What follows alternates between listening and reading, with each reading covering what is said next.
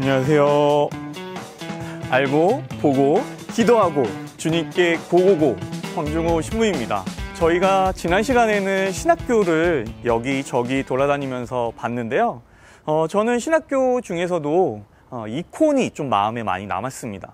그래서 오늘은 이콘을 여러분에게 소개해 드리려고 합니다. 이콘에 대해서 잘 모르는 분도 아마 많으실 것 같고요. 낯설기도 할 것 같습니다. 그래서 오늘은 이콘 연구소 장긍선 신부님을 모시고 이콘에 대해서 한번 배워보도록 하겠습니다. 여러분, 가시죠!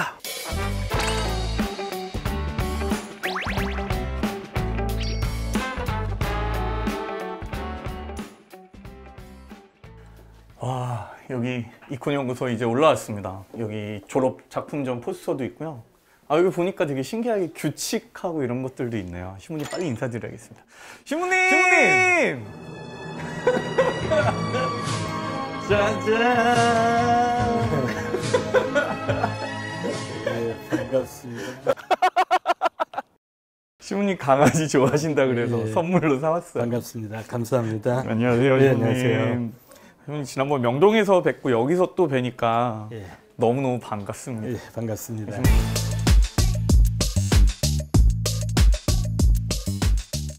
그러면 여기 이콘 연구소가 어떤 곳인지, 네. 이콘이 무엇인지 좀 간단하게 좀 설명해 주세요. 예, 이콘이라고 하면은 이제 요즘 또 많은 사람들에게 새롭게 이제 많이 소개되기 시작을 하고 있는데, 예, 초기 교회, 그러니까 동서방 교회 분열 이전에 하나였던 교회의 교회 미술을 이콘이라고 하고요. 예, 2차 바티칸 공의 이후로 우리 천주교에서도 초기 교회의 그 영성과 또 초기 교회 신자들의 그 믿음을 우리가 되찾고자 이콘이 우리 가톨릭 안에서도 다시 지금 부흥을 이루고 있습니다. 그래서 한국에서도 이 이콘 연구소를 통해서 초기 교회 미술과 또 초기 교회 신자들의 신앙생활을 우리가 다시금 연구하고 되찾는 그런 작업을 하는 공간입니다. 지금 제가 들어오면서 저 바깥에 규칙이 이렇게 하나 붙어 있더라고요. 네. 근데 거기 제가 인상적이었던 게 첫 번째가 그림 그리기 전에 성호경을 그으십시오라고 이렇게 딱 이렇게 써 있는 거예요. 네. 이게 보통 그림 그리는 거하고는 좀 다른 마음으로 이렇게 그려야 되는 것 같습니다. 네. 그래서 이것을 많이들 그 성서 필사하고 이제 비교해서 얘기를 합니다. 그래서 성서 필사를 하듯이 정말 기도하는 마음으로 붓으로 한 획 한 획 그리는 것이기 때문에 당연히 기도와 또 신앙 이런 것들이 전제가 되죠.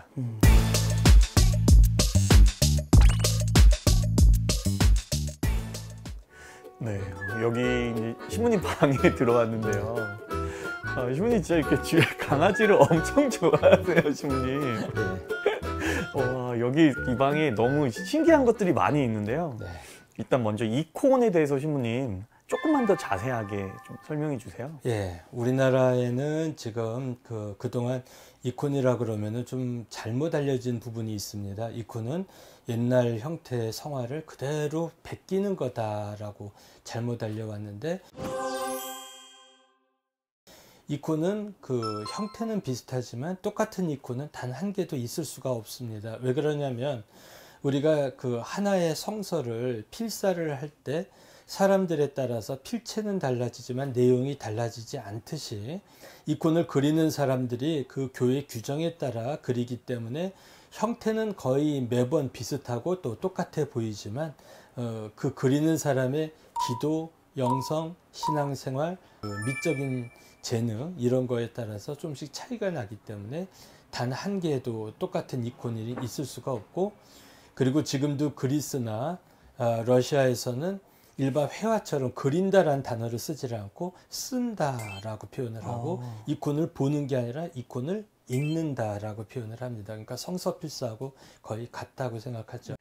형님, 그러면 이콘을 이제 쓰기 위해서 이런 과정이 어떻게 되나요? 네, 우선 제일 중요한 것이 신앙입니다. 그래서 신앙이 전제가 돼야 되고요. 그리고 정말 기도 속에, 그리고 또 늘 묵상 속에 이 성화는 이루어져야 되기 때문에 그 어떤 베끼는 어떤 단수단 이런 식으로도 우리가 많이 생각을 하는데 더 깊은 여러 가지 의미들을 또 과정을 담고 있습니다. 형님, 그러면 제작 기간이 아주 좀 길 것 같아요. 네. 그러니까 이 우선 이콘에서 사용되는 안료라는 게 돌가루, 흙가루입니다. 그러니까 우리 동양화하고 거의 같죠. 근데 이게 그 유화처럼 단박에 색이 올라오는 게 아니라 정말 수십 번, 수백 번 반복해서 그 원하는 색이 오를 때까지 칠을 하는 과정이 반복되고요. 아니 그 칠을 하기 이전에 판을 준비할 때도 그 나무판에다가 천을 입히고 또 회반죽을 올리고 하는 과정도 굉장히 많은 시간을 요하기 때문에 보통 A4 정도의 크기의 이콘을 제작하려면 넉 달 내지 5달 정도가 걸립니다. 신부님 방금 이렇게 안료를 이렇게 이야기해 주셨잖아요. 네. 그 안료에 대해서 조금만 더 자세히 네. 알려주세요. 저쪽에 이제 안료들이 있는데 저희는 이제 천연에서 나오는 돌가루, 흙가루가 이제 주로 원재료로 쓰이고요. 근데 이 돌가루, 흙가루가 이게 이제 물에 개졌을 때는 덩어리가 지지만 마르면 부스러지고 떨어지거든요. 그래서 그거를 접착시키는 역할을 계란 노른자를 그 식초나 백포도주에 개서 씁니다. 그래서 이런 기법을 에그 템페라라고 네. 얘기를 하죠. 이게 그냥 그리는 게 아니라 준비하는 이 과정 자체도 너무너무 그럼요. 어렵네요. 그래서 거의 돛 닦는 과정이라고 하고요. 저희 드는 궁금증이 하나 있는데요. 네. 그 물감을 좀 이렇게 좀 편한 걸 쓰지 않고 네. 이렇게 안료를 이렇게 다 이렇게 천연 네. 재료로 이렇게 쓰는 이유는 뭔가요? 그러니까 마찬가지입니다. 이것이 그냥 어떤 세속적인 예술 세계를 표현하는 것이 아니라 이것을 통해서 우리의 신앙을 표현을 하고 또 우리 신앙의 대상을 묘사하는 것이기 때문에 고대서부터 좀 번거롭고 힘이 들지만 정성을 다한다라는 의미도 거기 포함되어 있다고 할 수 있겠죠. 그래서 우리 주변에서 구할 수 있는 것에서 쉬운 걸로 찾자면은 뭐 그거 아니더라도 다른 것이 많았겠지만 지금까지도 오늘날까지도 특히 동방에서 그리고 또 최근에는 우리 가톨릭 안에서도 이 이콘이 그 초기 교회 신자들의 그런 기도하는 마음 또 영성 이런 것들을 또한 담고 있기 때문에 그 번거로운 작업을 지금도 다시 반복하고 있습니다. 네.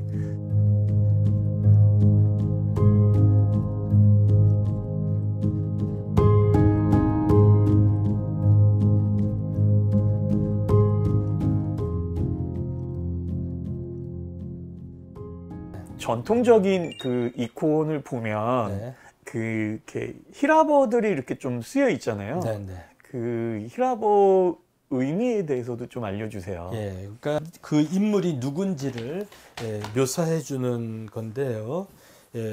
예수님 같은 경우는 우리가 흔히 이제 영어식으로 RC, XC라고들 많이 얘기하는데 이거는 영어가 아니고 히라버입니다. 요타, 시그마, 흐시, 시그마입니다. 그래서 요곳의 원 언어는 이렇게 써 있습니다. 이수스, 흐리스토스. 그래서 첫 끝 알파벳만 모아놓은 형태입니다. 그래서 이거를 읽을 때는 예수 그리스도라고 읽어야 되고 성모님 이콘 같은 경우는 이렇게 써 있습니다. 되게. 근데 요거는 히라버로 미띠르 테우 하느님의 어머니라는 요 첫 끝 요 알파벳을 이렇게 축약을 해 놓은 형태. 네. 또 그다음에 때에 따라서는 그 성화의 어떤 주제 그러니까 예수님의 변모, 예수님의 승천 뭐 이런 것도 함께 묘사돼서 네. 그 내용이 무엇인지 그 인물이 누구인지를 가르쳐주고 있습니다. 요 약어만 좀 알아도 네. 뭔가 좀 이렇게 아는 척 할 수 있을 것 같아요. 네.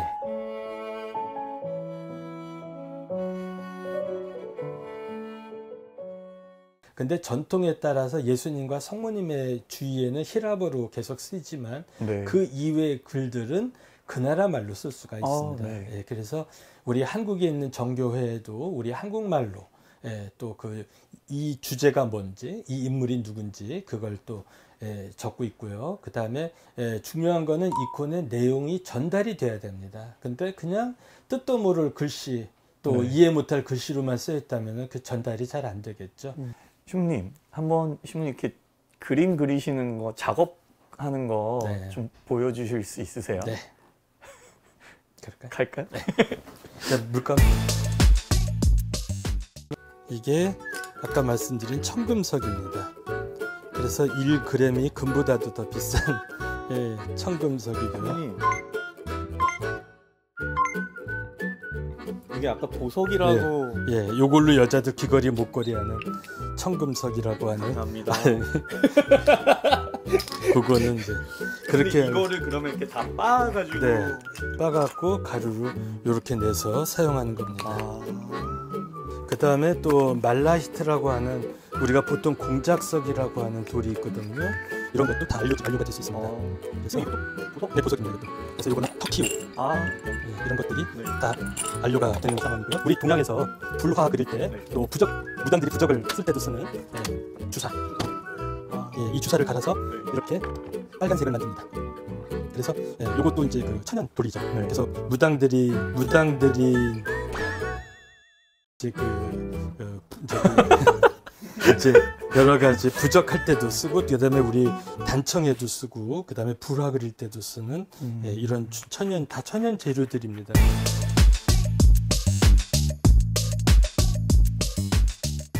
예, 우리한테 가장 많이 알려져 있는 안드레이 루블리오프의 삼위일체를 묘사한 건데요. 이것도 마찬가지로 먼저 연필로 이렇게 종이에다가 그림을 그린 후 뒤에다가 물감을 이렇게 칠해서 전사를 해서 채색을 들어가게 됩니다. 그래서 연필 작업이 먼저 선결이 돼야 되고요. 네.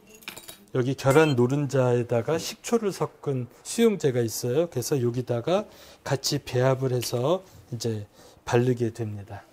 그리고 금박은 네. 예, 이제 하느님의 영광과 또 뭐 이런 걸 드러내기 위해서 우리가 금을 사용하는데, 이거는 실제 24K 금박을 사용해서 붙이고 있고요. 네. 그렇게 해서 좀 작업을 했습니다. 지금 이 루블리오프의 삼위일체가 상당히 유명한데, 네. 이렇게 처음 이 그림을 알고는 있지만 이 왜 삼위일체인지에 대해서 이렇게 조금 궁금해하시는 분도 계실 것 같거든요. 네. 이 좀 설명 좀 해주세요, 신부님. 우선 삼위일체라고 하는 것을 이제 우리 교회에서 묘사하기 시작한 것은 로마에 있는 카타콤바의 그 벽화에서부터 그 흔적을 찾아볼 수가 있습니다. 근데 안드레이 루블리오프가 가장 아름답게 정형화 시켰다라는 거고요. 그래서 성부, 성자, 성령으로 배치가 되어 있고요. 왜냐하면은 이 그림이 그려진 시대가 신약 시대입니다. 그래서 예수님이 중앙에 모셔져 있고요. 그래서 성부는 성자와 성령을 축복하고 계시고, 성자는 천주 제2위 그리고 신성과 인성을 가지신 분을 나타내고 있고, 성령은 세상을 축복하고 계십니다. 그리고 성부와 성자와 성령이 같은 파란색 옷을 입고 있다는 것은 같은 신성을 나누신 한 분이신 하나님이라는 걸 나타내고 있고, 성부와 성자가 붉은빛의 옷을 입는다는 것은 천상천하의 왕이심을, 왕 중의 왕이심을 나타내고, 이 성부 같은 경우는 영을 푸른빛으로 묘사합니다. 그러니까 무슨 소리냐면 속에 푸른빛이 배 나오는, 겉에서 빛이 비춰지는 게 아니라 빛이 뿜어져 나오는, 성부는 빛을 비추이는 분이 아니라 빛을 발하시는 분이라는 중요한 신학이 담겨져 있고요. 그 다음에 여기서 재밌는 게 성부의 무릎에서부터 시작을 해서 성령의 무릎으로 통해서 이렇게 모양이 전체가 하나의 컵 모양으로 되어 있습니다. 아, 네. 그래서 컵 속에 성자가 들어가 앉아있는, 그리고 식탁 위에도 접시가 아니라 컵에 소머리가 들어가 있습니다. 그래서 예수님의 희생, 제사, 제물 되심을 나타냈죠. 그래서 예수님께서도 내가 마시게 될 잔을 너희도 마실 수 있겠느냐, 그 잔이라는 표현을 희생과 연결져서 많이 말씀을 하셨습니다. 그래서 잔의 형상이 가운데 있다는 것. 그 다음에 성부 뒤에는 집, 우리가 언젠가 돌아가야 될 우리 모두의 본 고향 아버지의 집을 나타내고, 성자 뒤에는 마물의 상수리 나무, 그러나 예수님과 연결이 되면 십자가의 예표가 되는 것이고, 그 다음에 성령 뒤에는 바위, 우리의 굳건한 신앙의 토대, 이것을 상징화했습니다. 이 그림 하나만으로도 어마어마한 의미들을 이렇게 담겨져 있는데, 이걸 이렇게 그리시면서 일일이 또 이렇게 묵상하고 이러면 더 하느님 심지에 더 가까이 다가갈 수 있을 것 같아요. 그래서 이코는 사실은 수도자들이 시작을 했고 수도자들이 주로 작업을 했고요. 오늘날도 사실은 일반 평신도들에게도 좋지만은 특히 수도자들에게 아주 좋은 작업이라고 할 수 있겠죠. 신부님 오늘 지난번 명동에서도 그렇지만 너무 자세하게 이렇게 많은 것들을 이렇게 설명해 주셔서 너무너무 이렇게 배워가는 것도 많고 이콘에 대해서 더 많이 알게 되고 이콘을 대하는 그 마음 자세가 또 달라질 것 같아요. 오늘 이렇게 소개해 주시고 또 알려주시고 감사합니다. 신부님 저희 이거 한번 같이 알고 보고 기도하고 신부님 부탁드리겠습니다. 알고 보고 기도하고 감사합니다. 감사합니다.